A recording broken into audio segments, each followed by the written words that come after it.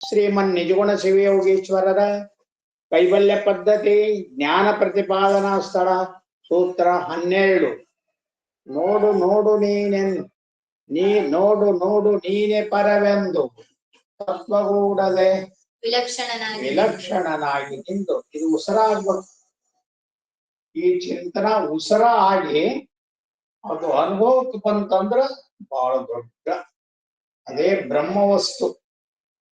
ಚಿಂತನ ಮಾಡಿದರೆ ಬರೋದು, ಜ್ಞಾನದಿಂದ ಬರೋದು. ಚಿಂತನ ಜ್ಞಾನ ಎರಡೂ ಒಂದೇ. ತನ್ನ ನಿಜ ಸ್ವರೂಪವನ್ನ ಅರಿಯೋದು ಚಿಂತನ. ಇದು ಹೊರಗಿಂದು. ಇವುಗಳಲ್ಲಿ ಬಹಳ ತಾಧ್ಯಾತ್ಮ ಹೊಂದಿಬಿಟ್ಟೇವೆ ನಾವು. ಯಾವುಗಳಲ್ಲಿ? ದೇಹದಲ್ಲಿ, ಮನಸ್ಸಿನಲ್ಲಿ, ಅಹಂಕಾರದಲ್ಲಿ, ಅದರಿಂದ ಜಗತ್ತಿನಲ್ಲಿ ಬಹಳ ತನ್ಮಯವನ್ನ ಹೊಂದೇವೆ. ಈಗ ಅದನ್ನ ಬಿಡಿಸಿ ಬಿಡಿಸಿ ನೋಡೋ, ನಮ್ಮನ್ನ ನೋಡೋದು, ಮತ್ತೇನರ ನೋಡೋದಲ್ಲ, ದೇವರನ್ನ ನೋಡೋದಲ್ಲ, ನಾವು ದೇವರೇ ಇದ್ದೀವಿ ಅನ್ನೋದನ್ನ ನೋಡೋದು. ದೇವರು ಇದ್ವಿ ಅಂದ್ರೆ ಇನ್ನೇನು ಮಾಡೋದೈತಿ? ಏನೂ ಇಲ್ಲ. ಬ್ರಹ್ಮವಸ್ತು ನಾವು. ಅದನ್ನ ನಾವು ಇವೆಲ್ಲ ನಾವು ಅಂತೇನು ಆರೋಪ ಮಾಡಿಕೊಂಡಿವಿ ಅಂತಾರ ವೇದಾಂತದೊಳಗ. ಅವು ಇಲ್ಲ. ಅವನಿಷ್ಟು ಆರೋಪ ಮಾಡಿಕೊಂಡೇವಿ. ಆರೋಪ ಅಂದ್ರೆ ಗೊತ್ತಾಗತ್ತೇನು? ನಿಮಗೊಂದು ಹೆಸರು ಅಂತ ಹೇಳ್ತಾರೆ, ಅದು ಆರೋಪ ಅಂತ ನಿಮಗ್ ಗೊತ್ತಾಗೋದಿಲ್ಲ. ಅದೇ ನೀನೇ ಅದು ಅಂತೆ. ಒಂದ್ ಅಕ್ಷರ ಕಡಿಮೆ ಮಾಡಿದ್ರೆ ಸಿಟ್ಟು ಬರ್ತದೆ. ಇದೇ ಜ್ಞಾನ. ಇಲ್ಲ, ಒಂದ್ ಅಕ್ಷರ ಹೆಚ್ಚು ಮಾಡಿದ್ರೆ ಅದಕ್ಕೆ ಶ್ರೀ ಅಂತ ಸೇರಿಸಿದ್ರಂತೂ ಮುಗದೇ ಹೋಗಿ. ಏನು ಅದರಲ್ಲಿ ಶ್ರೀ, ಅದೇಲಿ ನಾನು, ಏನದು ವಿಚಿತ್ರ? ಏನು ಈ ಜಗತ್ತು ಅವುಗಳ ಸಂಖ್ಯೆ.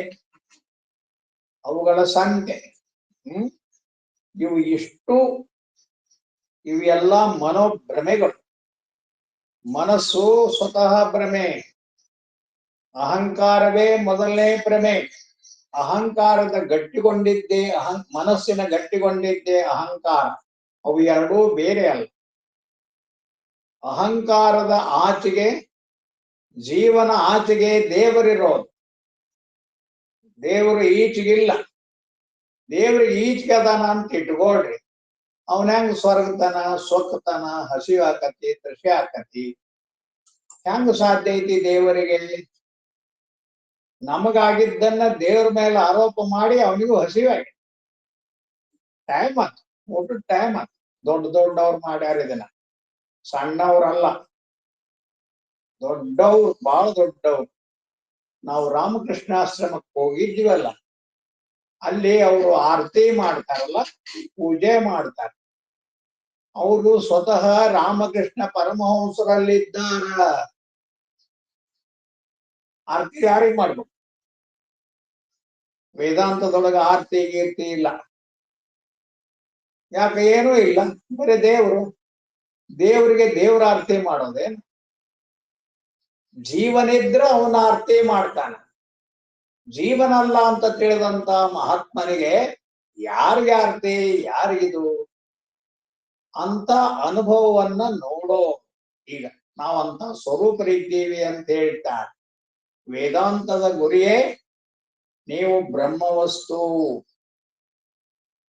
ಇವೆಲ್ಲ ಆರೋಪಿತ. ಜೀವ ಆರೋಪಿತ, ಅಹಂಕಾರ ಆರೋಪಿತ, ಮನಸ್ಸು ಆರೋಪಿತ, ದೇಹ ಆರೋಪಿತ. ಬಹಳ ಅದ್ಭುತ. ಇದನ್ನ ನಮಗೆ ಗೊತ್ತಾಗುವುದಿಲ್ಲ. ಅದಕ್ಕ ಅಜ್ಞಾನ ಅಂತ ಕರೀತಾರೆ. ಸದ್ಗುರುಗಳಿಂದ ಈ ಅಜ್ಞಾನವನ್ನು ಹೋಗಲಾಡಿಸಿಕೊಳ್ಳುವುದು, ಅದೇ ಬ್ರಹ್ಮಜ್ಞಾನ. ವೇದಾಂತದವರು ಬಹಳ ಸುಲಭ ಮಾಡ್ಯಾರ. ಅಷ್ಟು ಸುಲಭ ಮಾಡಿದಂತ ಮತ್ತ ದಾರ್ಶನಿಕರಿಲ್ಲ. ಅವರೇ ಉಪನಿಷತ್ತಿನ ಋಷಿಗಳು. ಅವರ ಹೇಳ್ತಾರ ಇರುವುದೆಲ್ಲ ದೇವರು ಅಂತ. ನಾವ್ ಹೇಗ ಅದನ್ನ ಅನುಭವಕ್ಕೆ ತಂದುಕೊಳ್ಳೋದು? ಬೌದ್ಧಿಕವಾಗಿ ಮಾನಸಿಕವಾಗಿ ತಿಳಿಬಹುದು. ಅನುಭವ ಸಮ್ಮತ ಹೆಂಗ್ ತಿಳಿಯಾಕ್ ಬರ್ತದ? ಅನುಭವ, ನಿಜವಾದ ಅನುಭವ ದೇವರ ಅನುಭವವೇ ಅನುಭವ. ಉಳಿದುದ್ಯಾವು ಅನುಭವ ಅಲ್ಲ. ಇವಕ್ಕ ಹೊಳೆ ನರಸೀಪುರದ ಸಚ್ಚಿದಾನಂದ ಸ್ವಾಮಿಗಳು ಇವು ಪ್ರತ್ಯಯ ಅನುಭವ ಅಂತ ಹೇಳ್ತಾರೆ. ಪ್ರತ್ಯಯ ಅನುಭವ, ಇಂದ್ರಿಯ ಪ್ರತ್ಯಯ, ಮನೋಪ್ರತ್ಯಯ, ಭಾವ ಪ್ರತ್ಯಯ ಅಂತ ಹೇಳ್ತಾರೆ. ಇವನು ವಿಂಗಡಣೆ ಮಾಡುತ್ತಾರೆ. ನೀಗೇನೇನ್ ನೋಡ್ತೀಯಲ್ಲ, ಇದು ಏನಿದು? ಇಂದ್ರಿಯ ಪ್ರತ್ಯಯ. ಇಂದ್ರಿಯಗಳಿಂದ ಕಾಣೋದನ್ನ ಸತ್ಯ ಅಂತೀಯ. ನಮ್ಗದನ್ನ ಬಿಟ್ಟು ಗತಿ ಏನಾಯ್ತು? ಅದಕ್ಕೆ ಇಂದ್ರಿಯಗಳನ್ನ ಸರಿ ಮಾಡ್ಲಿಕ್ಕೆ ಇಲ್ಲಿ ಬೇಕಾದಷ್ಟು ಅನುಕೂಲತೆಗಳನ್ನ ಮಾಡಿದ್ದಾರೆ. ಈಗ ಮೊದಲು ಹಂಗಿರ್ಲಿಲ್ಲ. ಬಹಳ ಸುಧಾರಣೆ ಕಾಲದೊಳಗಿದ್ದೀವಿ ನಾವು. ವಿಜ್ಞಾನ ತುಂಬಾ ತುಂಬಾ ಬೆಳೆದಿದೆ. ನಿಮಗೆ ತುಂಬಾ ಸಹಾಯ ಮಾಡ್ತಿದೆ. ಅದು ಕೆಡಿಸೋದಿಲ್ಲ. ವಿಜ್ಞಾನ ಏನ್ ಮಾಡ್ತದ? ನಿಮ್ಮ ಜೀವನವನ್ನ ಸರಳ ಸರಳ ಸರಳ ಮಾಡೋದಿಲ್ಲ, ಮಾಡ್ತದ. ಅದಕ್ಕೆ ಅದನ್ನ ವಿಜ್ಞಾನ ಬೈಬಾರ್ದು. ನಿಮ್ ಜೀವನನೇ ಅಷ್ಟು ಸರಳ ಮಾಡಿದ ಮೇಲೆ ಯಾಕೆ ಅದಕ್ಕೆ ಬೈತೀರಿ? ಆತ್ಮಜ್ಞಾನಕ್ಕೂ ಅದಕ್ಕೂ ಏನೂ ಸಂಬಂಧ ಇಲ್ಲ. ಅದರೊಳಗೆ ಇದು ಯಾವುದು ವಿಜ್ಞಾನ ಏನೈತೆ ಅದರಲ್ಲಿ ಪ್ರವೇಶ ಮಾಡೋದು. ಆತ್ಮಚಿಂತಕರೇ ನಿಜವಾದ ಸಂಶೋಧಕರು. ನಮ್ಮ ನಿಜ ಸ್ವರೂಪ ಏನು ಅಂತ ಚಿಂತನಾ ಮಾಡ್ತಾರಲ್ಲ, ಮತ್ತ ಅವ್ರಿಗೂ ಇರೋದಿದೆ ಒಂದು ಬುದ್ಧಿ. ಎಲ್ಲರಿಗೂ ಇವೆ ಅಹಂಕಾರ ಮನಸ್ಸು ಬುದ್ಧಿಗಳು. ಅವು ಎಲ್ಲದವಂತ ಗೊತ್ತಿಲ್ಲ. ಆದ್ರೆ ಅದರೊಳಗೆ ನಾವಿರ್ತೇವೆ, ಭಾವದೊಳಗೆ ಇರ್ತೇವೆ. ಹೆಚ್ಚಾಗಿ ಭಾವದಿಂದ ಎಲ್ಲರೂ ವ್ಯವಹಾರವನ್ನ ಮಾಡ್ತಾರ. ಅದನ್ನೀಗ ಹೇಳಾಕತ್ಯಾರ ನೋಡು.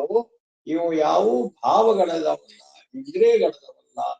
ಇವು ಯಾವ ನಿನ್ನ ಅನುಭವ ಅಲ್ಲ. ನೋಡು ನೋಡು ಎಷ್ಟು ಸರಳ ಇದು. ಗುರುಗಳ ಮಾತನ್ನ ಶ್ರದ್ಧೆಯಿಂದ ಅನುಸರಿಸ್ಬೇಕು, ಅನುಭವಿಸ್ಬೇಕು. ಮೊದಲು ಅನುಸರಿಸ್ಬೇಕು, ಆಮೇಲೆ ಸತ್ಯ ಅಂತ ಚಿಂತನಾ ಮಾಡಬೇಕು, ಆಮೇಲೆ ಅನುಭವಿಸ್ಬೇಕು. ಅವರೇ ಜೀವನ್ಮುಕ್ತರು. ನಾವು ಮುಕ್ತರಾಗ್ತೀವಿ. ಅನ್ನೋದಕ್ಕಿಂತ ಇವ್ರು ಹೇಳಕತ್ತಾರೆ, ನೀ ಮುಕ್ತರಿದ್ದಿ. ನಿನ್ನ ತಪ್ಪು ಚಟುವಟಿಕೆಯಿಂದ ಹಂಗಾಗೈತಿ ನಿನಗೆ, ನೀನು ಮುಕ್ತನೇ ಇದ್ದಿ. ಇಲ್ಲ ಈಗೇನ್ ಹೇಳಕತ್ತೇನೆ? ನೋಡು ಇದೊಂದು ಬಹಳ ಚಂದ. ನೋಡು ನಾವು 3 ರೂಪದಲ್ಲಿ ನೋಡ್ತೀವಿ. ಈಗ ಜಗತ್ತಿನೊಳಗ 3 ರೂಪದ ನೋಟಗಳು ಜೀವನವನ್ನ ಕಟ್ತಾವ, ಜೀವನವನ್ನ ಅನುಭವಿಸ್ತೇವೆ. ಕಣ್ಣಿನಿಂದ ನೋಡ್ತೇವೆ, ಇಷ್ಟು ಇಂದ್ರಿಯಗಳಿಂದನೂ ನೋಡ್ತೀವಿ. 5 ಇಂದ್ರಿಯಗಳನ್ನ ನೋಡ್ತೀವಿ. ಶಬ್ದವನ್ನ ಕಿವಿಯಿಂದ ನೋಡ್ತೇವಿ, ಇಲ್ಲ ಸ್ಪರ್ಶವನ್ನ ಚರ್ಮದಿಂದ ನೋಡ್ತೀವಿ, ಮತ್ತ ರೂಪವನ್ನ ಕಣ್ಣಿನಿಂದ ಅಲ್ಲ, ಶಬ್ದವನ್ನ ಕಿವಿಯಿಂದ. ಇವು 5 ಇಂದ್ರಿಯಗಳು ಬಹಳ ಇವಕ್ಕ ಉಪನಿಷತ್ತಾಗ್ಲಿ ಮಹಾತ್ಮರಾಗ್ಲಿ ಇವಕ್ಕ ಸಂಪತ್ ಅಂತ ಕರೆದಾರ ನೋಡು. ಇವು 5 ಅಲ್ಲ, ಇವು ಎಲ್ಲರೂ ಸಂಪತ್ ಬರಿತಾನೆ. ಅವೆಲ್ಲ ಸಂಪತ್ ಬರಿತಾರೆ. ಯಾರೇನ್ ಮಾಡ್ಲಿ ಬಿಡ್ಲಿ, ನಮಗ್ ಕಣ್ಣಿದೆ, ಇಲ್ಲ ಕಿವಿ ಇದೆ, ನಾಲಿಗಿದೆ, ಚರ್ಮ ಇದೆ, ಇನ್ಯಾವುದಿದೆ? 5 ಅಲ್ಲ. ಶಬ್ದ ಕಿವಿಯಿಂದ, ಸ್ಪರ್ಶ ಚರ್ಮದಿಂದ, ರೂಪ ಕಣ್ಣಿನಿಂದ, ಮತ್ತ ಗ್ರಹಣದಿಂದ ಮೂಗಿನಿಂದ ಇದು ವಾಸನ ಹಿಡಿತೀವಿ, ನಾಲಿಗೆಯಿಂದ ರುಚಿ ನೋಡ್ತೇವಿ. ಇವು ಸಂಪತ್ತು. ಜೀವನಿಗೆ ದೊರಕಿದ ಅತಿ ಸಂಪತ್ತು ಪ್ರಾಕೃತಿಕ ಸಂಪತ್ತು. ಪ್ರಕೃತಿ ಎಷ್ಟು ಸಂಪತ್ತನ್ನ ಕೊಡ್ತದ, ನಮಗೆ ಕೊಟ್ಟಿದೆ. ಅದು ನಮ್ಮ ಸ್ವರೂಪ ಅಂತ ತಿಳ್ಕೊಂಡಿದ್ದೀವಿ. ಅವು ನಮ್ಮ ಸ್ವರೂಪ ಅಲ್ಲ. ಯಾವೂ ನಮ್ಮ ಸ್ವರೂಪ ಅಲ್ಲ. ಸಚ್ಚಿದಾನಂದವೇ ನಮ್ಮ ಸ್ವರೂಪ. ಆ ಸ್ವರೂಪ ನೀನಿದ್ದೀ, ಇವು ನೀನು ಅಲ್ಲ ಅಂತ ತಿಳಿಸೋದು. ನೋಡು ನೋಡು ನೀನೇ ಪರವೆಂದು ಬರೇ ಬೌದ್ಧಿಕವಾಗಿ ನೋಡಿದರೆ ನಡೆಯೋದಿಲ್ಲ. ಬೌದ್ಧಿಕವಾಗಿ ನೋಡಿ ಮಾತಾಡೋರು ಎಲ್ಲರೂ ಬೌದ್ಧಿಕವಾಗಿ ನೋಡಿ ಮಾತಾಡ್ತಾರೆ ಈಗ ನೀವು ಅಲ್ಲ. ನಾನು ವಿಚಾರ ಮಾಡೀನಿ ಅಂತ ಬುದ್ಧದು ಅದು ಒಂದು ಇಂದ್ರಿಯ, ಅಂತರಿಂದ್ರಿಯ. ಏನಪ್ಪಾ, ನೀ ಬಹಳ ವಿಚಾರ ಮಾಡಿ ನಾನು ತೀರ್ಮಾನ ಮಾಡ್ತೀನಿ ಅಂದ್ರೆ ಇದು ಬುದ್ಧಿದು. ಮತ್ತೊಂದೇನಿರ್ತತಿ, ಮನಸ್ಸಿಂದು, ಬುದ್ಧಿದು, ಅಹಂಕಾರದ ಎಲ್ಲ. ನಮ್ಮ ಜೀವನ ಇರುವುದು ಅಹಂಕಾರದ ಕೆಳಗಡೆ. ಅಹಂಕಾರವೇ ನಮ್ಮ ಮೂಲ ಜೀವನ.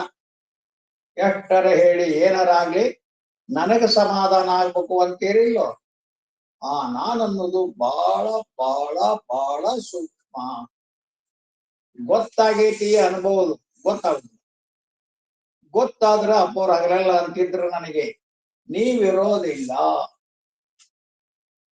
ಅದು ಗೊತ್ತಾದ್ರೆ ನಾವಿರೋದಿಲ್ಲ. ಯಾವಾಗ ನಾವಿರೋದಿಲ್ಲ ಅವಾಗ ದೇವರು. ದೇವರಿರ್ಬೇಕೋ ನೀನಿರ್ಬೇಕು. ಅಹಂಕಾರ ಯಾವಾಗ್ಲೂ ಗುಬು ಗುಬು ನಾನು ಇರ್ಬೇಕು ಅಂತ ಹೋರಾಡ್ತದೆ. ಸಾವಿನೊಳಗೆ ಬಹಳ ನೋವು ಅನುಭವಿಸೋದು ಅಹಂಕಾರವೇ. ಅದು ಬಿಟ್ಟು ಹೋಗಕ್ ಒಲ್ದು, ಅದು ಬಿಡವಲ್ದು. ಇಲ್ಲಿ ಇದನ್ನ ಬಿಟ್ಟು ಹೋಗೋದಕ್ಕಷ್ಟು ತಾಧ್ಯಾತ್ಮ ಹೊಂದಿರ್ತೈತಿ ಮನಸ್ಸು. ಏನೋ ಹೆಂಡತಿ ಹೆಂಗ್ ಬಿಟ್ಟು ಹೋಗ್ಲಿ, ಮಕ್ಕಳನ್ನ ಹೆಂಗ್ ಬಿಟ್ಟು ಹೋಗ್ಲಿ, ದುಡ್ಡು ಹೆಂಗ್ ಬಿಟ್ಟು ಹೋಗ್ಲಿ, ತನ್ನ ಜೀವನ ಎಲ್ಲ ಎದುರಾಗಿ ಇರ್ತೈತೋ ಅದನ್ನ ಬಹಳ ಕಷ್ಟ ಪಡ್ತದ ಜೀವ. ಬಿಟ್ಟು ಹೋಗುವಾಗ ಏನೋ ಅಕಸ್ಮಾತ್ ಪ್ರಜ್ಞೆನ ತಪ್ಪಿಸೋದ್ರ ಹೋಗ್ಬೇಕು. ಡಾಕ್ಟರ್ ಅದನ್ನ ಮಾಡ್ತಾರೆ. ಬಾಳ ಹೊರಗಿಂದ ಯಾವ್ದು ಇರಬಾರ್ದು, ಇವ್ರು ತಾಣ್ಣ ನಿದ್ದೆ ಮಾಡ್ಲಿ ಅಂತೇಳಿ ಇಂಜೆಕ್ಷನ್ ಕೊಡ್ತಾರ. ಅವಾಗ ಏನ್ ಪ್ರಜ್ಞೆ ಇರೋದಲ್ಲ, ಏನ್ ಆಕತ್ ಇವನ್ ಕೈಯಾಗ ಏನ್ ಇರುದಿಲ್ಲ. ಜೀವನು ಸತ್ ಹೋಗ್ತಾನೆ.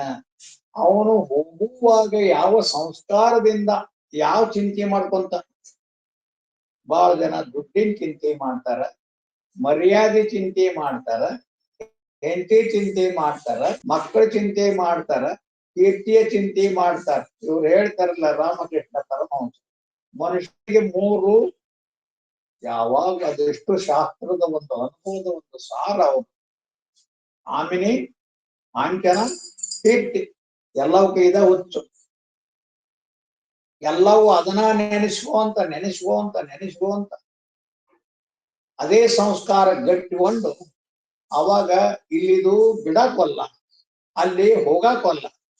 ಅಲ್ಲೊಂದು ತೀವ್ರವಾದ ಪ್ರಾರಬ್ಧ ಬರ್ತದ, ಅವನು ಎಳ್ಕೊಂಡು ಹೋಗ್ಬಿಡ್ತದ. ಇದರಿಂದ ಕೆತ್ತ ಹೋಗ್ಬಿಡ್ತದ.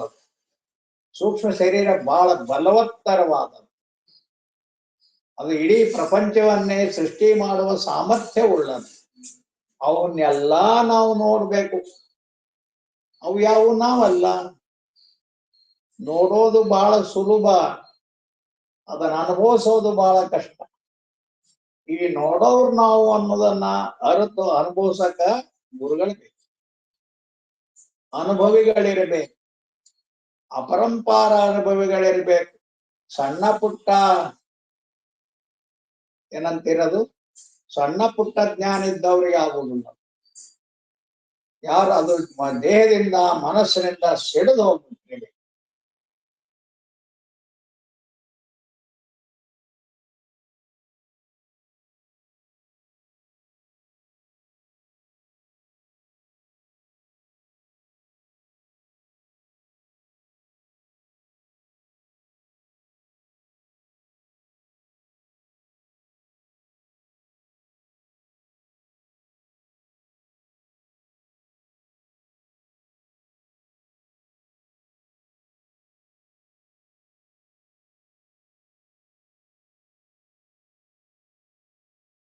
ಅನುಭವಿಸ್ಬೋದಷ್ಟೆ.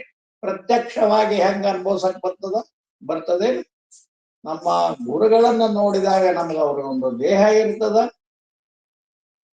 ಅವರು ಮಾತಾಡ್ತಾರ, ಅವರು ನಮ್ಮಂಗ ಊಟ ಮಾಡ್ತಾರ, ಹೌದಲ್ಲೋ, ಅವರ ಈ ದೇಹದ ಎಲ್ಲವನ್ನ ಅನುಭವಿಸ್ತಾರ.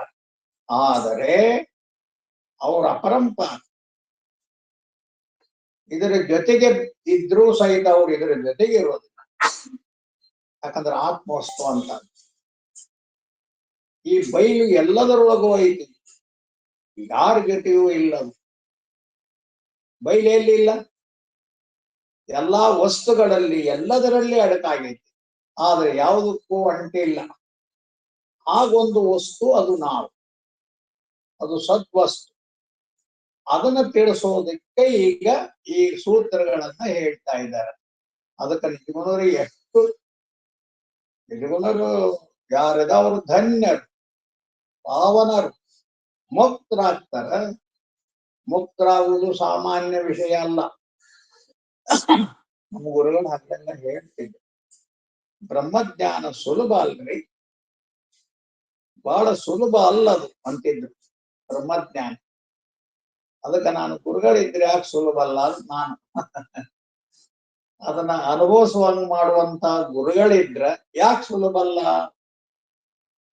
ಸತ್ಯ ಸುಲಭ ಇರ್ತತಿ, ಅಸತ್ಯ ಬಹಳ ಕಷ್ಟ ಇರ್ತದೆ. ಜಗತ್ತಿನೊಳಗ ಅಲ್ವಂತಿದು, ಇದು ದೇಹಾದಿಗಳ ಅಸತ್ಯ ಏನ್ ಕಷ್ಟ ಕೊಡ್ತಾವು, ಏನ್ ಕಷ್ಟ ಕೊಡ್ತಾವು ಅಲ್ಲ. ಪಾಪ ಮುದುಕಾಗಿ ವಯಸ್ಸಾಗಿ ಇದೆ ಇರ್ತಾರಲ್ಲ, ಗೋಲಾಡ್ತಿರ್ತಾರಲ್ಲ, ಅವ್ರನ್ನ ಕೇಳಬೇಕು, ಎಷ್ಟು ಸುಖವಾಗಿದ್ಯಪ್ಪ. ಎಲ್ಲಿ ಹೇಳಾಕ್ ಬರ್ತದ? ಅದರ ನೋವುಗಳನ್ನ ಹೇಳಾಕ ಬರುದಿಲ್ಲ. ಡಾಕ್ಟರ್ ಅಂತ ಮೊದ್ಲು ಹೋಗ್ತಾರಲ್ಲ, ಏನಿಲ್ಲ ಇಷ್ಟ ಐತ್ ನೋಡಂತಾರ, ಆಮೇಲೆ ರಗಡಿ ತೆಗಿತಾರ. ಪ್ರಪಂಚದ ಇದನ್ನ ಹಂಗ, ದೇಹದ ಸ್ವಭಾವವೇ ಹಂಗ, ಅದ್ರ ತಪ್ಪಲ್ಲ, ಅದು ಇರೋದೇ ಹಂಗ. ಏನು ಶಿವರಂಜಪ್ಪ, ಅದು ಇರೋದ ಹಾಗೋ, ನೀನ್ ಅದರಲ್ಲಿ ಏನೂ ಬದಲಾವಣೆ ಮಾಡ್ಲಿಕ್ಕೆ ಬರುವುದಿಲ್ಲ. ಹೆಂಗ್ ಬದಲಾವಣೆ ಮಾಡ್ತೀಯಪ್ಪ? ಈಗ ಮುದುಕಾಗಕತ್ತಿ, ಯವನಕ್ ಸ್ಟಾಪ್ ಮಾಡಿ ನೋಡೋನು, ಯಾರಿಗೂ ಸಾಧ್ಯ ಇಲ್ಲ. ದೇಹದ ಮೇಲೆ ಯಾರಿಗೂ ಅಧಿಕಾರ ಇಲ್ಲ. ಎಷ್ಟು ಸಾಧ್ಯ ಐತೆ ನಮ್ಮ ಮಾತು ಕೇಳ್ತದೆ, ಕೇಳುವವರೆಗೆ ಕೇಳ್ತದೆ, ಆಮೇಲೆ ಅದು ಕೈ ಹಾಕಿ ಬಿಡ್ತದೆ, ಏನಾರ ಮಾಡಿಕೊಂಡು. ಅದಕ್ಕ ಮುಪ್ಪಾದವ್ರದ್ದು ಬಹಳ ದುರ್ಲಭ ಇಲ್ಲ. ಆಮೇಲೆ ಏನೇ ಮುಗಿಲಿಲ್ಲ, ಇದು ದೇಹ ಮುಪ್ಪಾಗಿ ಮುಗಿಲಿಲ್ಲ, ಮಾತು ಜನ್ಮ ಎತ್ತೆಯೋ ಎಷ್ಟದವೋ ಗೊತ್ತಿಲ್ಲ ಅಂತ ಸುಗಿಯೋದು. ಈಗಾಗ್ಲೇ ಅಷ್ಟು ಜನ್ಮ ಎತ್ತಿ ಬಂದೇವಂತ, ಮುಂದಿನ ಎತ್ತುದೆಷ್ಟೈತೋ ಗೊತ್ತಿಲ್ಲ. ದೊಡ್ಡ ಕತ್ತಲ. ಈ ಜ್ಞಾನ ಆದ್ರ ಎಲ್ಲ ಹೋಗ್ತದಲ್ಲ.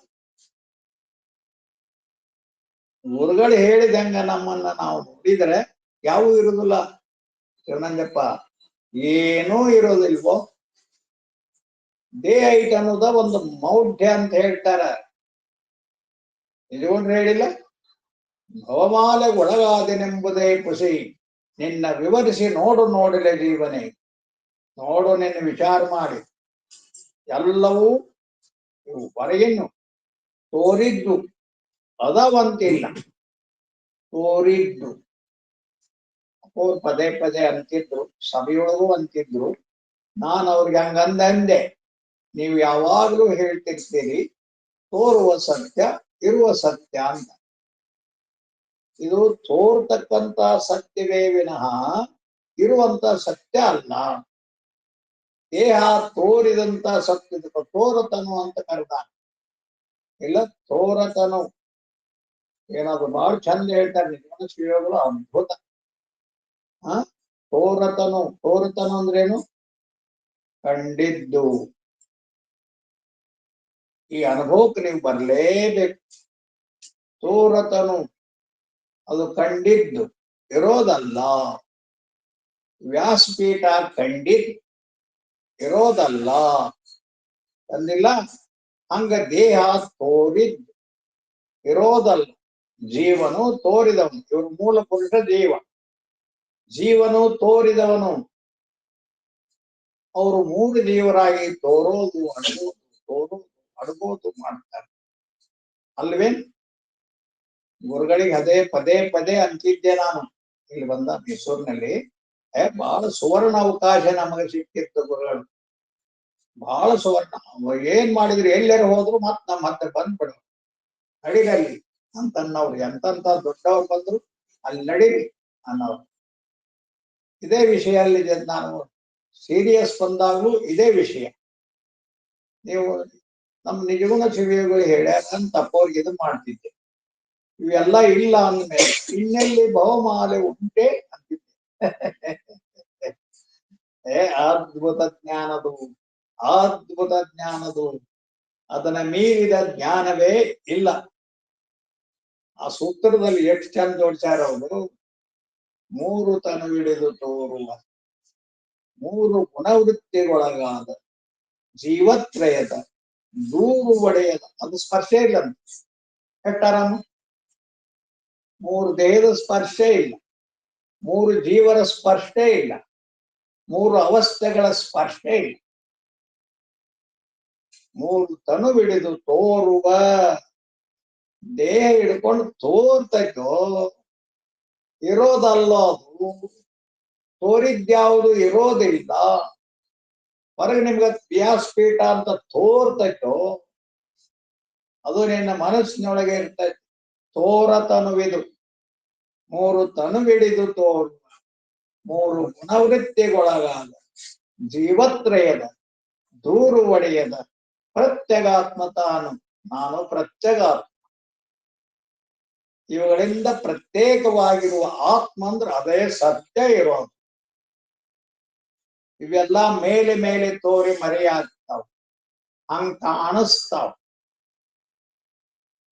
ನಿಮಗೆ ಯಾವಾಗ ದೇಹ ಇಲ್ಲ ಅನಿಸ್ತದೋ, ದೇಹ ಇಲ್ಲ, ಹುಟ್ಟಿಲ್ಲ, ಸಾಯೋಲ್ಲ,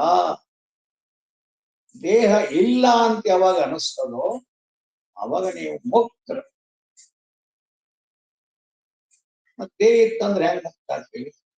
ಅದ್ರ ನೋವು ಕಷ್ಟ ಯಾರು ಅನ್ಭವಿಸೋರು? ನೀನ್ ಮಾಡಿದ ದೇಹನ ನಿಮ್ಮ ಅಪ್ಪ ಅನ್ಭವಿಸ್ಬೇಕ, ನಿಮ್ಮ ಅವ್ವ ಅನ್ಭವಿಸ್ಬೇಕ?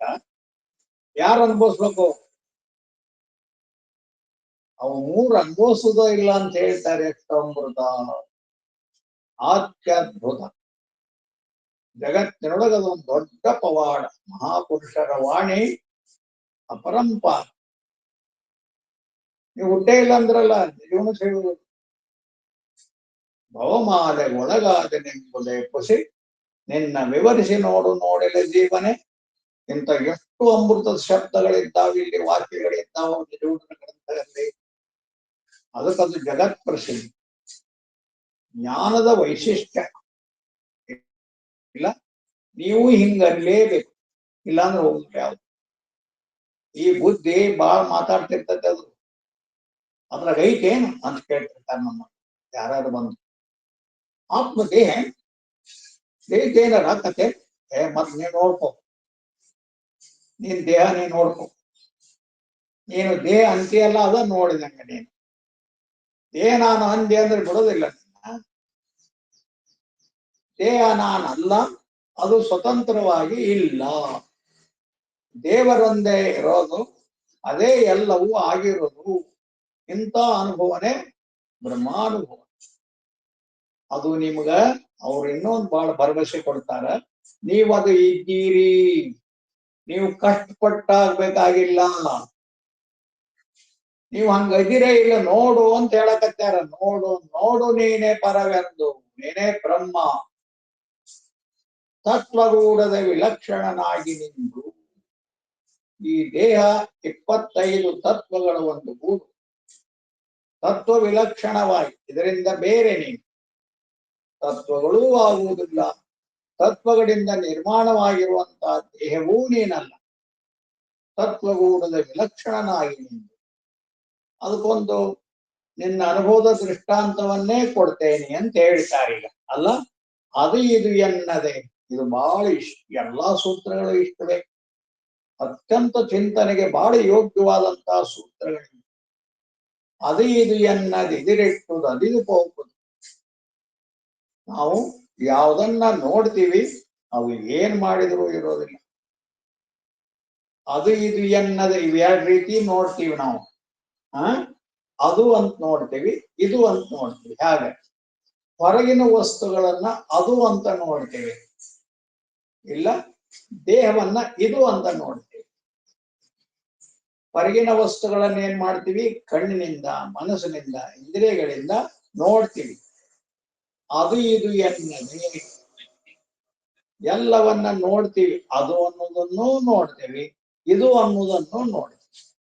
ಇದು ಅನ್ನೋದು ಯಾವಾಗ್ಲೂ ದೇಹ ಅಲ್ಲ, ದೇಹ ಅದು ಅಹಂಕಾರದ ವಿಸ್ತಾರ ಇದೆ. ಯಾವುದು? ದೇಹ. ಅಹಂಕಾರ ಐತಲ್ಲ, ಅದರ ವಿಸ್ತಾರ ಇದೆ. ಅದಕ್ಕ ಎಲ್ಲದರ ಮೇಲೆ ನೀನು ಅಹಂಕಾರ ಮಾಡ್ತೀಯ. ಹೊರಗಾಕೊಂಡು ಬಟ್ಟೆ ಮೇಲೂ ಅಹಂಕಾರ ಮಾಡ್ತೀವಿ. ಇನ್ನ ದೇಹ ಹಿಂಗ್ ತೋರಿಸ್ತಾರ ಪೈಲ್ವಾನ್ ಹಿಂಗ, ಅದು ಎಲ್ಲ ದೇಹದ ಮೇಲಿನ ಅಭಿಮಾನ. ದೇಹ ನಾನಂದ್ರ ನೀನೇನ್ ಅನ್ನೋದು ಬೇಡ, ನೀನ್ ನೋಡಿದ್ರೆ ಗೊತ್ತಾಗುತ್ತೆ. ನಮ್ಮಪ್ಪವ್ರು ನೋಡಿದ್ರೆ ಗೊತ್ತಾಗುತ್ತೆ. ದೇಹದ ಅಭಿಮಾನ ಸುಳ್ಳು ಇಲ್ಲ, ಸುಳ್ಳು ಇಲ್ಲ. ಆದ್ರೆ ನಾಗರಿಕವಾಗಿ ಹೆಂಗ ಬದುಕ್ಬೇಕು? ಅತ್ಯಂತ ನಾಗರಿಕರವರು, ಅತಿ ಪರಿಶುದ್ಧ ನಾಗರಿಕರಾಗಿ ಬದುಕಿದರಪ್ಪ. ನಾವು ಇದನ್ನ ಹೆಸರು ಹೇಳ್ಕೊಂಡು ಅವತ್ತು ನಾವ್ ಏನ್ ತಿಂದ್ರು, ಏನ್ ಮಾಡಿದ್ರು, ಹೆಂಗ್ ಮಾಡಿದ್ರು, ಏನ್ ಮಾತಾಡಿದ್ರು ನಡೀತೀವಿ ಅದಲ್ಲ. ಅವರೇ ಆದರ್ಶ. ಏನು ಶುದ್ಧ ನಡೆ, ಏನು ಶುದ್ಧ ಭಾಷೆ, ಯಾರನ್ನೂ ಭಿನ್ನವಾಗಿ ನೋಡ್ಲಿಲ್ಲ. ನೋಡಿದ್ರ ಬಹಳ ಆಶ್ಚರ್ಯ ಅಂದ್ರ ಅವ್ರು. ಮೊದಲ ಸಲ ನಾನು ಒಂದು ಸಭಾಕ್ ಹೋಗಿದ್ದೆ ಅವ್ರಿಗೆ, ಯಾವುದೋ ಒಂದು ಊರಿನಲ್ಲಿ. ಅಲ್ಲಿ ಜನ 10,000 ಮಸೀದಿಗೂ ಹಾಕಿದ್ರು. ಸಿದ್ದೇಶ್ವರ ಸ್ವಾಮೀಜಿಯವರ ಪ್ರವಚನ ಸ್ವಾಗತ ಅಂತ ಮಸೀದಿ ಮುಂದೆ ಹಾಕಿದ್ರು ಅವ್ರು ಬೋರ್ಡ್. ನಮಗೆಲ್ಲ ಆಶ್ಚರ್ಯ. ಬಹುಶಃ ಯಕ್ಷಾಂಬ ಇರ್ಬೇಕು, ಯಕ್ಷಾಂಬ ಅಂತ ನಮ್ಮ ಸಂಗಮ ದೇವರಿದ್ದರು. ಅಲ್ಲಿ ಹೋಗಿದ್ದೆ ಫಸ್ಟ್ ಅವ್ರ ಪ್ರವಚನಕ್ಕೆ. ಅಲ್ಲಿ ಹೋದಾಗ ಹಾಕಿದ್ರು. ಅಲ್ಲಿ ಬಹಳ ದೊಡ್ಡ ಸಭೆ. ನನಗ ಆಶ್ಚರ್ಯ ಆಗಿತ್ತು, ಗಂಡಸರು ಎಷ್ಟು ಸೇರ್ತಾರೋ ಹೆಂಗಸರು ಅಷ್ಟೇ ಇತ್ತು. ಭಾರಿ ಆಶ್ಚರ್ಯ. ಬಹಳ ಸಲ ಉಪನ್ಯಾಸ ಇದ್ರ ಗಂಡಸರು ಅಷ್ಟೇ ಇರ್ತಾವ, ಹೆಂಗಸರು ಇರೋದೇ ಇಲ್ಲ. ಯಾಕಂದ್ರೆ ಅದು ಅವ್ರಿಗೆಲ್ಲ ಮನೆ ಕೆಲಸ್ತಾರೆ. ಅದನ್ನ ಇಷ್ಟೂ ಎಲ್ಲರಿಗೂ ಅಂತ ಮಾಡಿದವರು ಹೆಚ್ಚು ಬರಾಕತ್ತಿದ್ರು ಹೆಂಗಸರು. ಕೆಲವು ಕಡೆ ಗಂಡಸರಿಗಿಂತ ಹೆಂಗಸರ ಹೆಚ್ಚಿರ್ತಿದ್ರು. ಇವು ಬಹಳ ಪಂಡಿತರು ಅಂತ ಬರ್ತಿದ್ರಲ್ಲಿ ಇವ್ರಿಗಿಂತ ಪಂಡಿತರಾಗಿದ್ರ ಅವ್ರು. ಎಲ್ಲರೂ ಭಕ್ತಿಯಿಂದ ಇವ್ರೆಲ್ಲರಿಗಿಂತ ಮೊದಲು ಬಂದ್ ಜಾಗ ಹಿಡ್ಕೊಂಡ್ ಕುತ್ಕೊಳ್ಳೋರು. ಇದು ಒಂದು ವೈಶಿಷ್ಟ್ಯ ಅಲ್ಲೇನಿದು, ಆಶ್ಚರ್ಯ ಅಲ್ಲೇನು. ಯಾವುದನ್ನು ದೂರ ಸರಿಸಲಿಲ್ಲ, ಯಾವುದನ್ನು ಅತಿಯಾಗಿ ಅಂಟಿಕೊಳ್ಳಲಿಲ್ಲ. ಏನ ಅಪ್ರತಿಮ. ಇವ್ರು ನೋಡು ಜ್ಞಾನಿಗಳು. ಜ್ಞಾನಿಗಳಾಗಿ ಬದುಕಿದ್ರೆ ಹಂಗ ಬದುಕು ಇಲ್ಲ. ಏನು ಆದರ್ಶವಾಗಿ ಬದುಕಿದ್ರು ಅವರು. ಬದುಕಂದ್ರ ಅವರೇ ದೇವರು ನಡ್ಕೊಂಡು ಬರ್ತಾನ, ದೇವರು ಮಾತಾಡ್ತಾನ. ಇವ್ರಿಗೆ ಹೇಳಿದ್ದದು ಇಲ್ಲ. ಇವರು ಬಸವಲಿಂಗ ಶರಣರು ಹೇಳ್ತಾರಲ್ಲ, ನೀನ್ ಒಲಿದು ಪಾದವನಿಟ್ಟ ನೆಲವೇ ಸೂಕ್ಷ್ಮ. ಅವನ್ನೆಲ್ಲ ನಾವು ನಾನು ಟೆಸ್ಟ್ ಮಾಡಿದೆ ಅವನ್ನೆಲ್ಲ. ಇಲ್ಲಿ ಬರುವಾಗ ಒಂದು ವೀರಭದ್ರ ದೇವರು ಹಾಳಾಗಿ ಬಿದ್ದಿತ್ತು. ಅವುಗಳೆಲ್ಲ ಕೊಲೆ ಕಂಬ ಇಷ್ಟುನು ವಾಕಿಂಗ್ ಹೋಗ್ತಿದ್ವಲ್ಲ, ಅವ್ರ ಅಪ್ಪ ಅವ್ರು ಒಂದ್ ಇದ್ರ ಮೇಲೆ ಕುತ್ಕೊಳ್ಳೋರು, ನಾವು ಅದ್ರ ಕಂಬ ಗಿಂಬ ಇರ್ತಿದ್ವಲ್ಲ ಅದ್ರ ಮೇಲೆ ನಾವು ಇದ್ರಿಗೆ ಕುತ್ಕೊಳ್ಳೋರು. ದೇವರು ಎಲ್ಲ ದೇವಸ್ಥಾನ ಎಲ್ಲ ಇದಾಗ್ಬಿಟ್ಟಿತ್ತು ನೋಡಿಯಾ. ಅದು ಏನು ದೇವ್ರು ಎಲ್ಲಿ ಅದಾನೋ ಏನು ಎಲ್ಲ ಹಿಂಗ ದಿಕ್ ಪಾಲಾಗ್ಬಿಟ್ಟಿತ್ತು. ಅಪ್ಪೋರ್ ಬಂದು ಕುಂತ್ರಲ್ಲಿ ಅದೇ ಶಿಲೆ ಮೇಲೆ ನಾವು ಒಂದೊಂದ್ರ ಮೇಲೆ ಕೂತ್ವಿ. ಮುಂದೆ ಬೆಳೀತಾ ವೀರಭದ್ರ ದೇವಸ್ಥಾನ ಎಲ್ಲಾ ಜೀರ್ಣ ಆಗಿ ಹೋಗೈತಿ. ಏನು ಇಲ್ಲ, ದೇವ್ರೆಲ್ಲೋ ಕಾಂಬೆಲ್ಲೋ ಬಾಗ್ಲೆಲ್ಲೋ ಆಗಿತ್ತು. ಅಪ್ಪೋರ್ ಬಂದು ಕುಂತರು ನೋಡು, ವೀರಭದ್ರನಿಗೆ ವೈಭವವೇ ವೈಭವ. ಅವನ್ ದೇಶ ಕೂಡಿ ಬಂತು ವೀರಭದ್ರಂದು. ಆಮೇಲೆ ಅದನ್ನ ಅದ್ಭುತವಾಗಿ ಕಟ್ಟಿದ್ರು. ಮತ್ ನಾವು ಕುತ್ಕೊಳ್ಳಿದೆ ಅಲ್ಲಿ. ಅದಕ್ಕೆ ಬಹಳ ಚಂದ ವ್ಯವಸ್ಥೆ ಮಾಡಿದ್ರಪ್ಪ ನಿಜಗಳು ಸುತ್ತೂರ ಶ್ರೀಗಳು. ಅವ್ರಿಗೇನು ದೊಡ್ಡ ಈಶ್ವರ ಶಕ್ತಿ ಅವ್ರಿಗೆ, ಅಂತ ಸಾಮರ್ಥ್ಯದಿಂದ ಮಾಡಿದ್ರು. ಆಮೇಲೆ ನೋಡಿದ್ರೆ ನಾವು ಆ ದೇವಸ್ಥಾನದೊಳಗೆ ಹೋಗ್ಬೇಕು ಬೇಡವು ಅನ್ನೋಕೆ ಅಷ್ಟು ವೈಭವ ವೀರಭದ್ರನಿಗೆ. ಅವನು ನೀ ಬಂದಿದ್ದಿಲ್ವೋ. ಆಮೇಲೆ ಅದನ್ನ ಬಾಗ್ಲು ಹಾಕೋದು ಒಂದು ಇದನ್ನ ಮಾಡಿದ್ರು. ಅಪ್ಪೋರು ಜಗದ್ಗುರುಗಳು ಹೇಳಿದ್ರು, ಬೆಳಿಗ್ಗೆ ಅದನ್ನ ರಾತ್ರಿ ಗುರುಗಳು ಬರ್ತಾರ, 4 ಗಂಟೆಯೊಳಗೆ ಎಲ್ಲಾ ಪೂಜೆ ಗೀಜೆ ಮಾಡಿ ಎಲ್ಲಾ ರೆಡಿ ಇರ್ಬೇಕು, ಸ್ವಚ್ಛ ಇರ್ಬೇಕು. ಅವ್ರೆಲ್ಲಿ ಬಂದು ಕುತ್ಕೊತಾರ, ಕುತ್ಕೊಳ್ಳಿ ಏನು ಮಾಡಿದ್ರು. ನಾವು ಎಲ್ಲರೂ ಹೋಗ್ತಿದ್ವಿ. ಪಾಪ ಬಾಳ್ ಚಂದ ಮಾಡಿದ್ರು ಅದನ್ನ. ಕಟ್ಟಿ ಮೇಲೆ ಅವರು ಕುತ್ಕೊಳ್ಳೋದು, ನಾವ್ ಅಲ್ಲೇ ಕುತ್ಕೊಳ್ಳೋದು ವೀರಭದ್ರ ದೇವಸ್ಥಾನದಲ್ಲೇ. ನಾವೇನ್ ದೇವಸ್ಥಾನಕ್ಕೆ ಅದಕ್ಕೆ ಹೋಗೋರಲ್ಲ, ಬಿಡೋರಲ್ಲ. ಯಾವ ದೇವರು ನಮಗ ಬಾ ಅಂತ ಕರೆಯುವುದು ಇಲ್ಲ. ಯಾಕಂದ್ರೆ ನಾವು ಅಷ್ಟಲ್ಪರು. ನಾವು ಯಾವ ಕರಿತಾವ ಅವ್ರಿಗೆ ಕರಿತಿದ್ರು, ಅವರೆಲ್ಲ ಕರಿತಾರ, ಮಾಡ್ತಾರೆ, ಎಲ್ಲ ಆಗ್ತದೆ. ಯಾರು ಕರಿತಾರ? ನಾವು ಸುಮ್ಮನೆ ಕಲ್ಲದ ಮೇಲೆ ಅಪ್ಪ ಅವ್ರು ಅಲ್ಲಿ ಕೂತಿರೋರು, ನಾವ್ ಇದ್ರಿಗೆ ಕೂತಿರೋರು, ನಮ್ದು ಇದೇ ಡಿಸ್ಕಷನ್ ಬರೀದೆ. ಅದು ಬಹಳ ದಿವ್ಸ ನಡೀತು. ಮೊದಲ ಅದು ಬಿದ್ದೆಲ್ಲ ಮುದಿತ್ತಲ್ಲ, ಅದ್ರ ಮೇಲೆ ನಮ್ದು ಅಪ್ಪ ಅವ್ರು ಬಂದು ಕೂತ್ಕೊಳ್ಳೋರು, ನಾವೆಲ್ಲ ಸೂತ್ ಕೂತ್ಕೊಳ್ಳೋರು. ಈಗೆಲ್ಲ ದೊಡ್ಡ ದೇವಸ್ಥಾನ ಅಂತಲ್ಲ, ಈಗ ನೋಡ್ಬೇಕದ. ಅದು ಟೈಮ್ ಸೇರಿ ಬಾಗಿಲು ತೆಗೆಯೋದು, ಟೈಮ್ ಸೇರಿ ಪೂಜೆ, ಟೈಮ್ ಸೇರಿದು ಅಲ್ಲ, ಹಂಗಾಗೈತದು. ಅಪ್ಪ ಕೂತಿದ್ದ ಜಾಗ ಹೇಳ್ತೀನಿ ನಾನು, ನೀನ್ ಒಲೆದು ಪಾದವನಿಟ್ಟ ನೆಲವೇ ಸುಕ್ಷೇತ್ರ, ಜಲವೇ ಪಾವನ ತೆತ್ತ, ಸುಲಭ ಶ್ರೀ ಗುರುವೇ ಅಂದ್ಕೊಂಡಿವಿ ನಾವು. ವೀರಭದ್ರ ಧನ್ಯದ, ಪುಣ್ಯ ಬಂತಂದು, ಗುರುಗಳು ಸ್ಪರ್ಶ ಮಾಡಿದಿರಲ್ಲ. ಏನ್ ವೈಭವ ಈಗ. ಈಗ ಸುಲಭವಾಗಿ ಹೋಗಕ್ಕಾಗೋದಿಲ್ಲ. ಈಗ ಅಲ್ಲಿ ಅಪ್ಪವ್ರು ಬಂದಾಗ ಬಹಳ ಸುಲಭವಾಗಿ ಹೋಗ್ಬಿಡ್ತಿದ್ವಿ ನಾವು. ವೀರಭದ್ರ ನಮ್ಗೆ ಏನೂ ದೊಡ್ಡ ವಿಷಯ ಅಲ್ಲ ಅವಾಗ. ಅಪ್ಪವರೇ ಪ್ರಧಾನ ಇರ್ತಿದ್ರು ನಮಗೆ. ಯಾಕಂದ್ರೆ ದೇವರಂದ್ರೇನು, ವೀರಭದ್ರ ಅಂದ್ರೇನು, ಎಲ್ಲದ ಜ್ಞಾನ ವೇದಾಂತದಲ್ಲಿ ಗಟ್ಟಿಗೊಂಡೈತಿ. ಎಲ್ಲಾ ಗಟ್ಟಿಗೊಂಡೈತಿ. ವೇದಾಂತ ಸರ್ವವನ್ನ ಒಳಗೊಳ್ತದ, ಸರ್ವವನ್ನೂ ತಿರಸ್ಕಾರ ಮಾಡ್ತದ. ಅದು ಬಹಳ ಅಪರೂಪದ ವೇದಾಂತ. ಯಾವುದನ್ನೂ ಇಲ್ಲ ಅನ್ನೋದಿಲ್ಲ, ಯಾವುದನ್ನು ಸತ್ಯ ಅನ್ನೋದಿಲ್ಲ. ಹಾಗೆ ನಮ್ಮ ದೇಹವನ್ನ ಅದು ಸತ್ಯ ಅನ್ನೋದು. ಹಿಂಗ ಗುರುಗಳಿಂದ ಕೇಳಬೇಕು. ಧನ್ಯ ಮನುಷ್ಯ ಜನ್ಮಕ್ಕಿದೇ ಸಾಧನ. ಏನು ಉಳಿದದ್ದೇನು? ಮನುಷ್ಯ ಜನ್ಮಕ್ಕಿಂತ ಲಾಭ ಯಾವುದು ಅಂದ್ರೆ ಇದೇ ಲಾಭ, ಬ್ರಹ್ಮಜ್ಞಾನ. ಬ್ರಹ್ಮಜ್ಞಾನ ಮನುಷ್ಯ ಜನ್ಮದಲ್ಲೇ ಆಕತಿ. ಇನ್ನು ಹಸುವಿಗಾತು, ಕರುವಿಗಾತು, ಹಾವಿಗಾತು, ಅವೆಲ್ಲ ಮನೋಭ್ರಮೆಗಳು. ಅವೆಲ್ಲ ಮನೋಭ್ರಮೆಗಳು. ಆದ್ರೆ ವೇದಾಂತ ದೃಷ್ಟಿಯಿಂದ ನೋಡಿದರೆ ಎಲ್ಲವೂ ಬ್ರಹ್ಮ. ಯಾಕಲ್ಲ? ಇದು ಹೌದು, ಎಲ್ಲವೂ ಬ್ರಹ್ಮವೇ. ಈಶಾವಾಸ್ಯಮಿದಂ ಸರ್ವಂ ಯತ್ಕಿಂಚ ಜಗತ್ಯಾಂ ಜಗತ್ ಉಪನಿಷತ್. ಇಲ್ಲ ಹಂಗ ನೀವು ಬ್ರಹ್ಮದಿರಂತ.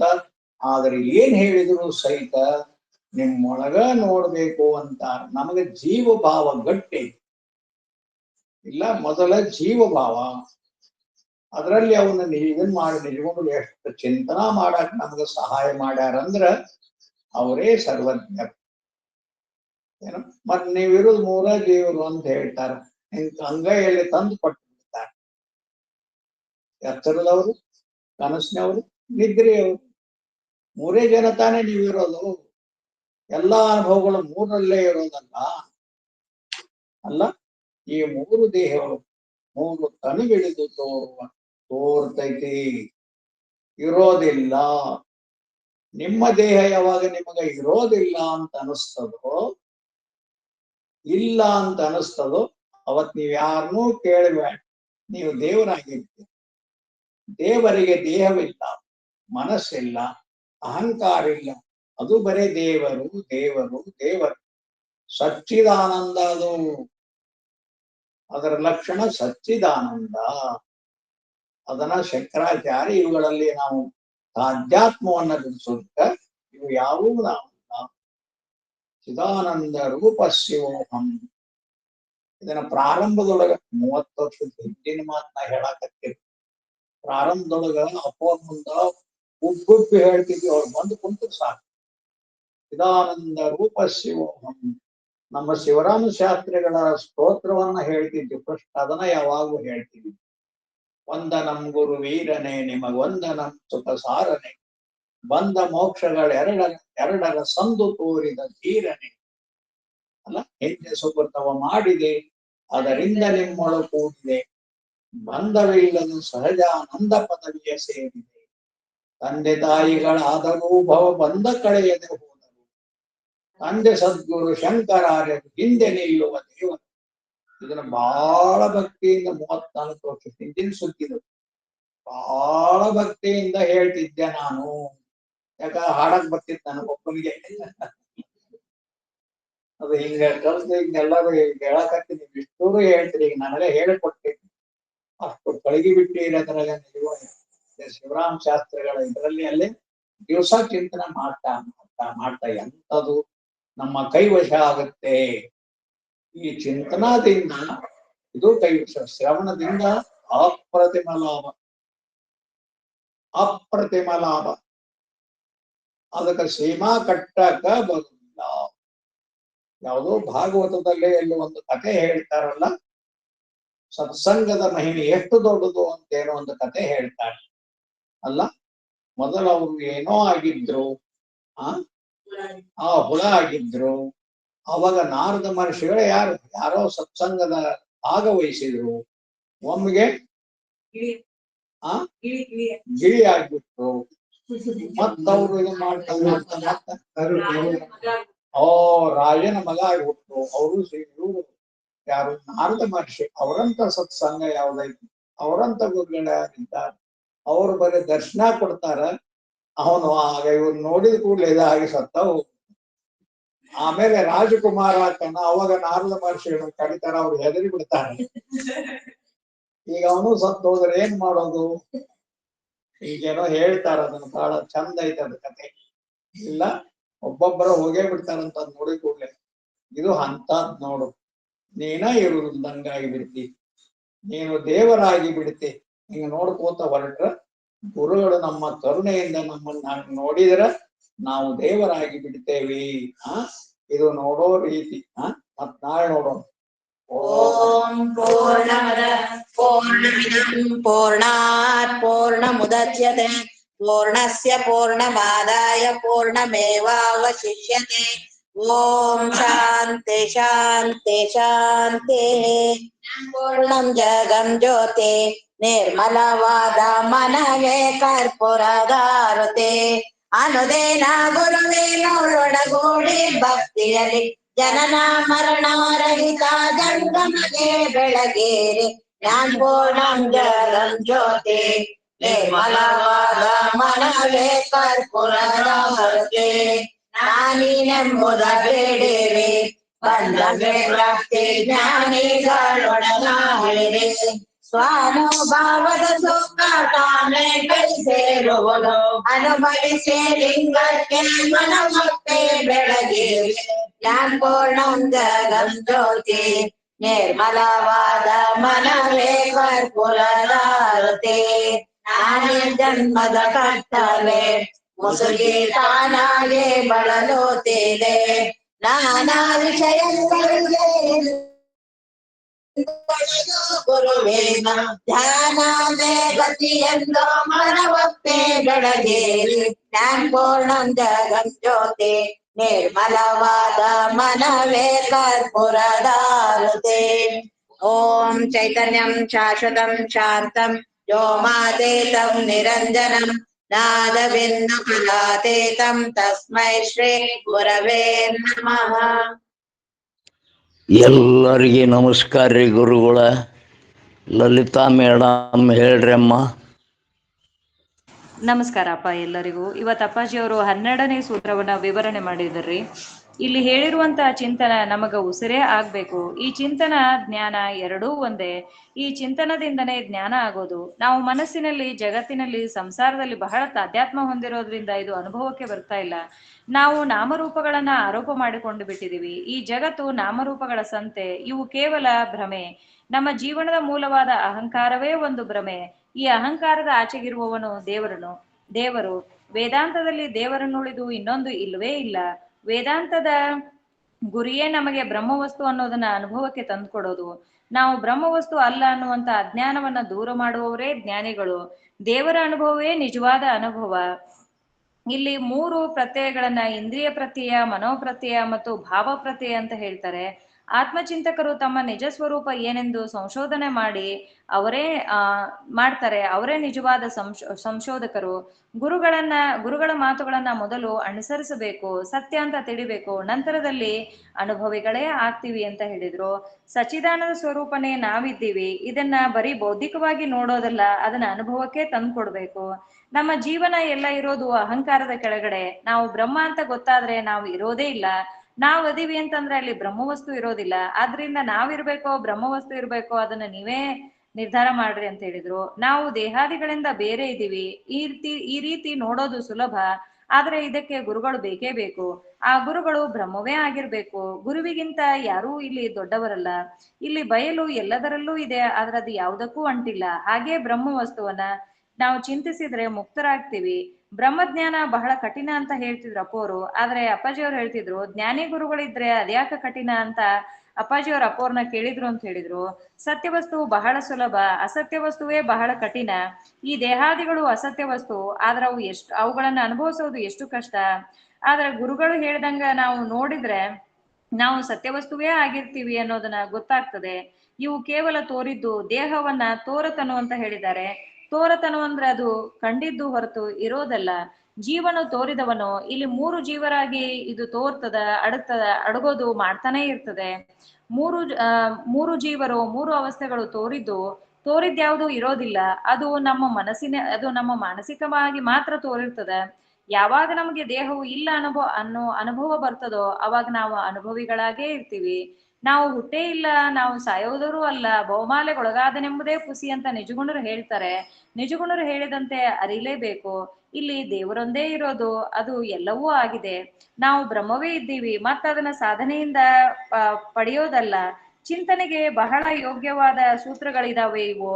ನಿಜಗುಣರು ಇವುಗಳನ್ನ ನಮ್ಮನ್ನ ಕೈಯಲ್ಲಿ ಬ್ರಹ್ಮವಸ್ತುವನ್ನ ಕೈಯಲ್ಲೇ ತಂದು ಕೊಡ್ತಾರೆ. ನೋಡೋ ವಸ್ತು ಯಾವಾಗ್ಲೂ ಇರೋದಿಲ್ಲ ಅಂತ ಅರಿಬೇಕು. ಹೊರಗಿನ ವಸ್ತುಗಳನ್ನ ಅದು ಅಂತ ನೋಡ್ತೀವಿ, ದೇಹವನ್ನ ಇದು ಅಂತ ನೋಡ್ತೀವಿ. ದೇಹವು ಅಹಂಕಾರದ ವಿಸ್ತಾರ. ಆದ್ರಿಂದ ಇಲ್ಲಿ ನಾವು ಎಲ್ಲದರ ಮೇಲೂ ಸಹಿತ ಅಹಂಕಾರವನ್ನ ಮಾಡ್ತೀವಿ. ಕೊನೆಗೆ ನಾವು ತೊಟ್ಟಿರುವಂತ ಬಟ್ಟೆಯನ್ನೂ ಸಹಿತ ಅಹಂಕಾರದಿಂದ ನೋಡ್ತೀವಿ. ಅಪ್ಪೋರು ಅತ್ಯಂತ ನಾಗರಿಕರು. ಅಪ್ಪೋರ್ದು ಎಂಥ ನಡೆ, ಎಂಥ ನುಡಿ. ವೇದಾಂತವನ್ನ ಕೇವಲ ಗಂಡಸರಿಗೆ ಅಥವಾ ಹೆಂಗಸರಿಗೆ ಅಂತ ಮಾಡ್ಲಿಲ್ಲ, ಅದು ಎಲ್ಲರಿಗೂ ಅಂತ ಮಾಡಿದವರು ಗುರುಗಳು. ಯಾವುದನ್ನೂ ಅವರು ದೂರ ಸರಿಸಲಿಲ್ಲ, ಯಾವುದಕ್ಕೂ ಅಂಟಿಕೊಳ್ಳಲಿಲ್ಲ. ಅವರೊಲಿದ ಪಾದವನ್ನಿಟ್ಟ ನೆಲವೇ ಸುಕ್ಷೇತ್ರ, ಜಲವೇ ಪಾವನ ತೀರ್ಥ ಅಂತ ಹೇಳಿ ವೀರಭದ್ರ ದೇವಸ್ಥಾನದ ಒಂದು ಜೀರ್ಣೋದ್ಧಾರದ ಕಥೆಯನ್ನ ಹೇಳಿದ್ರು. ನಂತರದಲ್ಲಿ ದೇವರೆಂದ್ರೇನು, ವೀರಭದ್ರ ಅಂದ್ರೇನು ಅಂತ ಗೊತ್ತಾಗೋದು ವೇದಾಂತದಲ್ಲಿ ಮಾತ್ರ. ಇದು ವೇದಾಂತ ಅನ್ನೋದು ಯಾವುದನ್ನೂ ಇಲ್ಲ ಅನ್ನೋದಿಲ್ಲ, ಯಾವುದನ್ನು ಸತ್ಯ ಅಂತನೂ ಇಲ್ಲ. ವೇದಾಂತ ಎಲ್ಲವನ್ನೂ ಒಳಗೊಂಡಿದೆ. ಬ್ರಹ್ಮಜ್ಞಾನ ಆಗೋದು ಮನುಷ್ಯ ಜನ್ಮದಲ್ಲಿ ಮಾತ್ರ. ವೇದಾಂತದನ್ವಯ ಎಲ್ಲವೂ ಬ್ರಹ್ಮವೇ ಇರೋದು. ನಮಗೆ ಗಟ್ಟಿಯಾಗಿರೋದು ಜೀವಭಾವ. ಇಲ್ಲಿ 3 ಜೀವರಾಗಿ ನಾವು ತೋರ್ತೀವಿ. ಜೀವನದ ಎಲ್ಲಾ ಅನುಭವಗಳಿರೋದು ಈ 3ರಲ್ಲೇನೆ. ನಿಜಗುಣರು ಇವುಗಳನ್ನೆಲ್ಲ ನೀವಲ್ಲ ಅಂತ ಅರಿರಿ ಅಂತ ಹೇಳ್ತಾರೆ. ದಿನದಿನವೂ ಚಿಂತನ ಮಾಡ್ತಾ ಹೋದ್ರೆ ಎಂತಹ ಕಠಿಣ ವಿಷಯನೂ ನಮ್ಮ ಕೈವಶವಾಗ್ತದ. ಶ್ರವಣದಿಂದ ಅಪ್ರತಿಮವಾದ ಲಾಭ ಮತ್ತೊಂದಿಲ್ಲ, ಸತ್ಸಂಗದಿಂದ ಬಹುದೊಡ್ಡ ಲಾಭ ಅಂತ ಹೇಳಿದ್ರು. ಎಲ್ಲರಿಗೂ ನಮಸ್ಕಾರ. ಧನ್ಯವಾದಗಳು ಅಕ್ಕವರಿಗೆ. ಇನ್ನು ಸಿಂಚನಾ ಮೇಡಮ್ ಅವರು ಹೇಳ್ರಮ್ಮ. ಎಲ್ಲರಿಗೂ ನಮಸ್ಕಾರ. ಇವತ್ತು ಅಪ್ಪಾಜಿ 12ನೆಯ ಸೂತ್ರವನ್ನು ವಿವರಿಸಿದ್ರು. ಈ ಚಿಂತನೆ ಉಸಿರೆಯಾಗಿ ಅನುಭವಕ್ಕೆ ಬರಬೇಕು. ಚಿಂತನೆ ಜ್ಞಾನ ಎರಡೂ ಒಂದೇ. ತನ್ನ ನಿಜ ಸ್ವರೂಪವನ್ನ ಅರಿಯೋದು ಚಿಂತನ. ನಮ್ಮ ಹೆಸರನ್ನ ನಮ್ಮ ಮೇಲೆ ನಾವು ಆರೋಪ ಮಾಡಿಕೊಂಡಿದ್ದೀವಿ. ಜೀವನ ಆಚೆಗೆ ದೇವರಿರೋದು. ವೇದಾಂತದ ಗುರಿಯೇ ನಾವು ಬ್ರಹ್ಮವಸ್ತು ಅನ್ನೋದು. ಸದ್ಗುರುಗಳಿಂದ ಅಜ್ಞಾನವನ್ನ ಹೋಗಲಾಡಿಸ್ಬೇಕು. ನಿಜವಾದ ಅನುಭವ ದೇವರನುಭವ. ಆತ್ಮಚಿಂತಕರೇ ನಿಜವಾದ ಸಂಶೋಧಕರು. ಇಂದ್ರಿಯಗಳು ನಮ್ಮ ಅನುಭವ ಅಲ್ಲ, ಗುರುಗಳ ಮಾತನ್ನು ಶ್ರದ್ಧೆಯಿಂದ ಅನುಭವಿಸಬೇಕು. ಮುಕ್ತರಾಗ್ತೀವಿ ಅನ್ನೋದು ಸರಿಯಲ್ಲ, ನಾವು ಮುಕ್ತರೇ ಇದ್ದೀವಿ. ಇಂದ್ರಿಯಗಳು ಜೀವನಿಗೆ ದೊರಕಿದ ಪ್ರಾಕೃತಿಕ ಸಂಪತ್ತು. ಸಾವಿನಲ್ಲೂ ಮನಸ್ಸು ದೇಹವನ್ನ ಬಿಡಕ್ಕೆ ತಯಾರಿರಲ್ಲ. ಎಲ್ಲರೂ ಕಾಮಿನಿ ಕಾಂಚನ ಕೀರ್ತಿಯನ್ನ ನೆನೆಸಿಕೊಂಡೇ ಸಾಯ್ತಾರೆ. ನೋಡುವವರು ನಾವು ಅಂತ ಅರಿಯಕ್ಕೆ ಅನುಭಾವಿಗಳ ಆಶ್ರಯ ಬೇಕು. ಗುರುವಿಗಿಂತ ಯಾರೂ ದೊಡ್ಡವರಲ್ಲ. ಬಯಲು ಎಲ್ಲಾ ವಸ್ತುಗಳಲ್ಲಿದೆ, ಆದ್ರೆ ಯಾವುದಕ್ಕೂ ಅಂಟಿಲ್ಲ. ಹಾಗೆ ಗುರುಗಳು ಎಲ್ಲರೊಂದಿಗೆ ಇದ್ದರೂ ಬ್ರಹ್ಮವಾಗೇ ಇರ್ತಾರೆ. ಅವರಿಂದ ಸತ್ಯವನ್ನ ಅರಿತರೆ ಸುಲಭ ಆಗತ್ತೆ. ಎಲ್ಲವೂ ತೋರಿದ್ದು ಅಂತ ವಿಚಾರ ಮಾಡ್ಬೇಕು. ಅಪ್ಪೋರು ಯಾವಾಗಲೂ ಎರಡನ್ನ ಹೇಳ್ತಿದ್ರು, ತೋರುವ ಸತ್ಯ, ಇರುವ ಸತ್ಯ ಅಂತ. ತೋರುವ ಸತ್ಯ ಅಂದ್ರೆ ಕಂಡಿದ್ದು, ಅದು ಇರೋದಲ್ಲ. ಇದು ಅದ್ಭುತ ಜ್ಞಾನ. ಇದನ್ನ ಮೀರಿದ ಜ್ಞಾನವೇ ಇಲ್ಲ. ನಮಗೆ ಮೂರು ಜೀವರ, ಮೂರು ಅವಸ್ಥೆಗಳ ಸ್ಪರ್ಶ ಇಲ್ಲ. ದೇಹ ಇಲ್ಲ ಅಂತ ಯಾವಾಗ ಅನಿಸುತ್ತೆ, ಅವಾಗ ನಾವು ಮುಕ್ತರು. ಮಹಾಪುರುಷರ ವಾಣಿ ಅತ್ಯದ್ಭುತ. ದೇಹ ನಾನಲ್ಲ, ಈ ದೇಹ ಸ್ವತಂತ್ರವಾಗಿ ಇಲ್ಲ. ತತ್ವಗಳಿಂದ ನಿರ್ಮಾಣವಾಗಿರುವ ದೇಹ ನಾನಲ್ಲ. ಇವು ಚಿಂತನೆಗೆ ಅತ್ಯಂತ ಯೋಗ್ಯವಾದ ಸೂತ್ರಗಳು. ನಾವು ಹೊರಗಿನ ವಸ್ತುವನ್ನ ಅದು ಅಂತ ನೋಡ್ತೀವಿ, ನಮ್ಮ ದೇಹವನ್ನ ಇದು ಅಂತ ನೋಡ್ತೀವಿ. ಅದು ಇದು ಅಂತ ನೋಡುವುದೆಲ್ಲವೂ ನನ್ನಿಂದ ಬೇರೆ. ದೇಹ ಅಹಂಕಾರದ ವಿಸ್ತಾರ. ಅಪ್ಪೋರು ಪರಿಶುದ್ಧ ನಾಗರಿಕರಾಗಿ ನಡೆದರು. ಯಾರನ್ನೂ ಭಿನ್ನವಾಗಿ ನೋಡಲಿಲ್ಲ, ಯಾವುದನ್ನೂ ದೂರ ಸರಿಸಲಿಲ್ಲ, ಯಾವುದಕ್ಕೂ ಅಂಟಿಕೊಳ್ಳಲಿಲ್ಲ. ಹಾಗೆ ಜ್ಞಾನಿಗಳಿರೋದು. ಅಪ್ಪೋರು ಒಲಿದು ಪಾದವನಿಟ್ಟ ನೆಲವೇ ಸುಕ್ಷೇತ್ರ, ಜಲವೇ ಪಾವನ ತೀರ್ಥ. ವೇದಾಂತ ಸರ್ವವನ್ನೂ ಒಳಗೊಂಡಿದೆ, ಎಲ್ಲವನ್ನೂ ತಿರಸ್ಕರಿಸುತ್ತೆ. ಅದು ಯಾವುದನ್ನೂ ಸತ್ಯ ಅನ್ನಲ್ಲ, ಯಾವುದನ್ನೂ ಅಸತ್ಯ ಅನ್ನಲ್ಲ. ಬ್ರಹ್ಮಜ್ಞಾನ ಮನುಷ್ಯ ಜನ್ಮದಲ್ಲೇ ಆಗೋದು. ಎಲ್ಲಾ ಅನುಭವಗಳು ಎಚ್ಚರ, ಕನಸು, ನಿದ್ರೆಯಲ್ಲೇ ಇರೋದು. ದೇವರಿಗೆ ದೇಹ, ಮನಸ್ಸು, ಅಹಂಕಾರ ಇಲ್ಲ. ಅದರ ಲಕ್ಷಣ ಸಚ್ಚಿದಾನಂದ. ಪ್ರತಿದಿನ ಚಿಂತನೆ ಮಾಡ್ತಾ ಇದ್ದರೆ ಅದು ನಮ್ಮ ಕೈವಶ ಆಗಿಬಿಡತ್ತೆ. ಶ್ರವಣದಿಂದ ಅಪ್ರತಿಮ ಲಾಭ. ಅದಕ್ಕೆ ಸೀಮೆ ಕಟ್ಟಕ್ಕೆ ಆಗಲ್ಲ. ಇದರಿಂದ ನಾನೇ ಇಲ್ಲದಂಗೆ ಆಗಿ ಗುರುಗಳ ಕರುಣೆಯಿಂದ ದೇವರಾಗಿ ಬಿಡ್ತೀವಿ ಅಂತ ಹೇಳಿದ್ರು. ಧನ್ಯವಾದಗಳು.